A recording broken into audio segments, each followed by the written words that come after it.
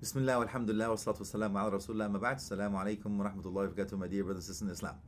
Let's talk about the three tells. The three tells is tell them what you're going to tell them, and tell them what you told them. Okay, so in this episode, inshallah, we'll talk about some of the stories. Hopefully, it will get you there. And then the clincher. We'll talk about the fruit. Why we should do this. It's called Wifim. What's in it for me? It's not an FM station. It's just something that we all do. A human being, we want something. We want something, but we want something, you know what? Investment in the hereafter, not in this life. You know what? What's not a big deal? We can actually talk about the best in this life and the best in the hereafter. So with that intention, inshallah, oh Allah, give us ikhlas so we can be happy in this life and the hereafter.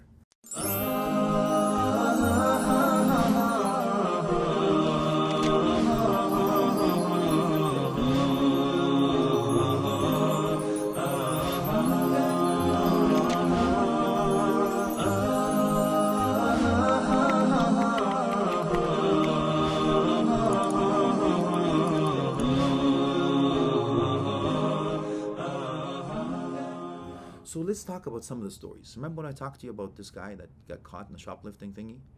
You know, how to attain that. Let's go back in history, you'll find out. Beautiful stories. The first one, let's go to Umar al-Khattab radiallahu anhu. I noticed you know the story, just a reminder. The lady that was actually mixing water with milk. And now the daughter is saying, how could you do that? She says, nobody sees us. Who knocks on the door? Umar al-Khattab, man, he doesn't mess around. He was Amir of Homs time, says, don't do that. So if you're mixing something in the back there, it's time for you to stop mixing. Now, what happened? He actually said, don't do this anymore. He left him. He comes back to check again. He says, he hears the mother is asking the daughter to do the same thing again. Mix the water with milk. She said, didn't Amir of Mu'mineen say don't? She says, Ayna Amir of Mu'mineen? Where is he now? She says, if Amir of Mu'mineen cannot see us, Ayna Rabbu Amir of Mu'mineen? Where is the Lord of Amir of Mu'mineen? Umar radiallahu anhu. She was so impressed by her. He went home straight to his sons. He says, one of you boys need to marry this girl. If you don't, I will. Anyway, one of his sons married that girl. You know the lineage? Who came up? It was Umar ibn Abdul Aziz radiallahu anhu. Ya Allah. Isn't it amazing, akhi? The fruit. And I'm going to talk about the fruit later. I'm just talking to you. I'm giving you the bait. Little more, huh? Okay, you want some more? Here, want some more. It is narrated in Umar ibn Khattab or Abu Bakr as-Siddiq radiallahu anhu. We're going in a desert. And they saw a young boy. He was a sheep herder. He actually said, can we have some milk? Give us some food. What happened? He actually says, if it was mine, you didn't have to ask. It's very true. You didn't have to ask. But it's not mine. So it's okay. You can tell the owner that the sheep ate it, or the wolf, whatever. You know the story.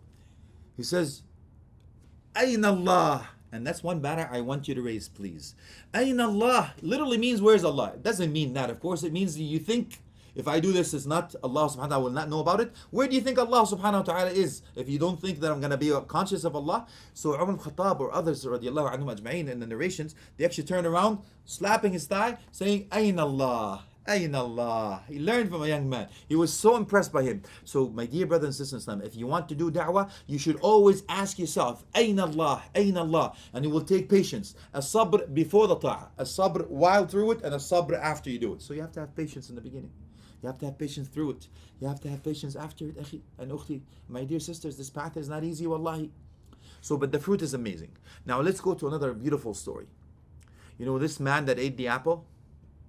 After he was hungry. You know when you're hungry, you eat whatever it takes, right? And then you ask questions later. This man ate the apple, and he found out it was not his apple. He fell off a tree, belonged to a garden. Who was his garden for? He found out it was a man that he had to travel far. So he went. Where? To his place. When he went to his place, what happened? He says, please forgive me. I ate the apple. I didn't know. He says, nope, I won't forgive you. Because he knew this man was a good man. He had ikhlas, he had sincerity. He was conscious of Allah subhanahu wa ta'ala. So what happened? He says, I won't forgive you. He says, please, I'll do anything. He says, you'll do anything? He says, the only way I'm going to forgive you is to marry my daughter. I feel something coming on. But before you say yes, I said, you know, she's blind. She's deaf. She's dumb. She can't talk, she can't speak, she can't hear, and she's crippled. She can't even walk. Man, that's a nice package, isn't it? My knees are shaking. My heart is aching. It's true, I ain't faking because she doesn't eat bacon. That's not the list. However, this list is slightly different. You know what happened, man? He's, I accept. Even though he told him everything that was wrong, he's, I accept in order for me to be forgiven. Walks through that beautiful gate is a beautiful girl. Says, Salamu alaikum. She speaks, she hears, she can actually see. She walks, she's not crippled. She says, you lied to me. He says, nope, I didn't lie to you. Because when I told you she doesn't see, that means she doesn't see anything that's haram. When I told you she doesn't hear, that means she doesn't see anything that's haram. Or hear something that's haram.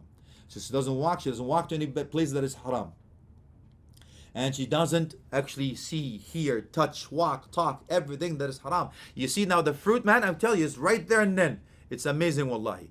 Now I can tell you one thing. There's a beautiful story about Sa'id ibn Amir, radiallahu anh. When Umar ibn Khattab, radiallahu anh, put him as an Amir, believe it or not, in Hims. You know what he did? He put him the Amir, and he was the Amir for a while. And all of a sudden, Umar ibn Khattab says, give me the list of those who actually deserve the zakah. So they did. Guess who was on it? You won't believe it, but the Amir of Hims was on the list of those who deserve zakah. He was among the poor. Sa'id ibn Amir himself, yes, Sa'id ibn Amir himself says, go back and check, double check, because it's impossible. He's the Amir. How could he be among the people who deserve the zakah? So they checked and they said, it's true. He's poor. And they had some other complaints. He says that we don't see him except after duha, and we don't see him in nighttime, and we don't see him one day during the week. So he says, bring him to me. So they did. He went back to Umar ibn Khattab radiallahu anh, and he asked him, are you poor? They asked him. He says, yes, because he gives his money to us. Because he's responsible for us. He goes, okay, they have some complaints. What's the complaint? He says, you don't go out except after duha. He says, I wasn't going to tell you, Amir, but now that you asked, I have to tell you. You see, my wife is sick. I have to look after her and I have to look after the children. So I stay home till I look after my wife and my children. Then I leave home after duha. Subhanallah. He says, what about the time where you don't go out at night? He says, well, you see, I look after everyone during the day. If I actually go back and I have to look after my rights, Allah subhanahu wa ta'ala, stay up at night, to pray at night. So how are you doing at night? Are you still sleeping? Not anymore, eh? عجبت للنار كيف نام هاربها وعجبت للجنة كيف نام طالبها. I wonder in the state of those who actually want to get away from the hellfire, how do you sleep all night?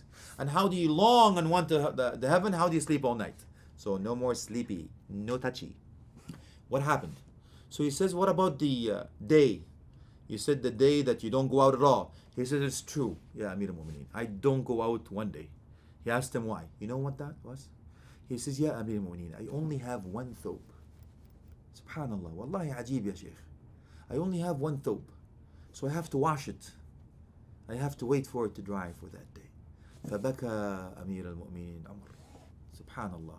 Wallahi, things that will keep us on the measuring stick, the straight and narrow. We have to have this ikhlas, akhi and ukhti. You know what else? There's some more stories. There was a man that used to actually cry at nighttime. His wife would actually feel the bed shake, but he would actually hide it. There was another man that would take the food from his wife and actually would give it away to the people in the marketplace. And when he would think that he was fasting, nobody would except himself, because they would think they take the food, and the people who would take it in the marketplace think that he ate at home, and his wife would think that he ate the food that she gave it to him in the marketplace, but he would be fasting. These are the things that you have to have a secret between you and Allah. If you don't have a secret between you and Allah, akhi and ukhti, Allah help you, Allah, you have to get one, because that's what it's all about. So let your secret life be better than your public life. That's the litmus test for order for us to do this, wallahi. So if you can attain it, may Allah help you, inshallah. And I can tell you, there are certain things that I want to share with you, inshallah, to clinch this puppy. Now, the thimar, the fruit, tafrij al-kurubat. You know the story? I don't want to go to another episode, so we'll make it quick. You know the story? Okay, I won't tell you then. No, I will share with you. You know the story that three that was actually held in the cave? They says nothing will actually get us out of this cave except the tongues done with us sake for Allah. Says, you know what? I had this beautiful girl that I wanted to have, but she didn't let me have my way. So, but now she needs money. She came to me and says, you know, I won't give you the money unless you have my way. She says, I submit. So it says, close all the doors. Close all the doors. Says, anybody sees this? No, kawakib, the stars. He says, Aina mukawkibuha, where is the Lord of the stars? He says, I let her go and I give her the money. Oh Allah, if I did this for your sake, alleviate the hardship that the rock moved, but it wasn't enough. The second one says, Ya Allah, I had people work for me. I've given everyone their salary except one man left without him. So I kept that salary and invested in him. When he came back, asked for it, he had all this valley full of sheep and cattle. When he came, he couldn't believe it, but it was all his. Oh Allah, if I've done this for your sake, alleviate the hardship. They moved again, but it wasn't enough. And the third one says, oh Allah, I had a mom and dad. My mother and my father. I actually had to feed them. And I gave them that fresh milk. And I wanted to make sure that they do this every night. But one night, I was too late. What happened? They went to sleep.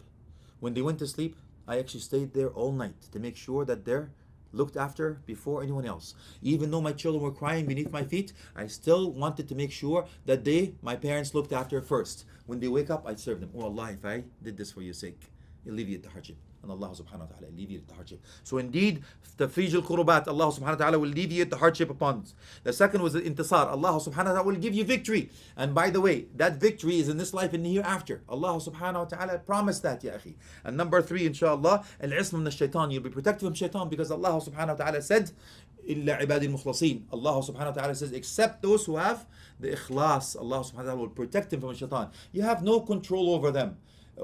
Make sure that you at least have that. The fourth and most important one, akhi and ukhti, is nail al-shafa'ah. To get the shafa'ah, the intercession from Prophet Muhammad sallallahu alaihi wasallam on Judgment Day. That day is 50,000 years, man. The sun leaves its orbit, comes close to your head, people will be drenched in the sweat. Everyone will say, nafsi, nafsi, myself, myself. And that day will come. Rest assured.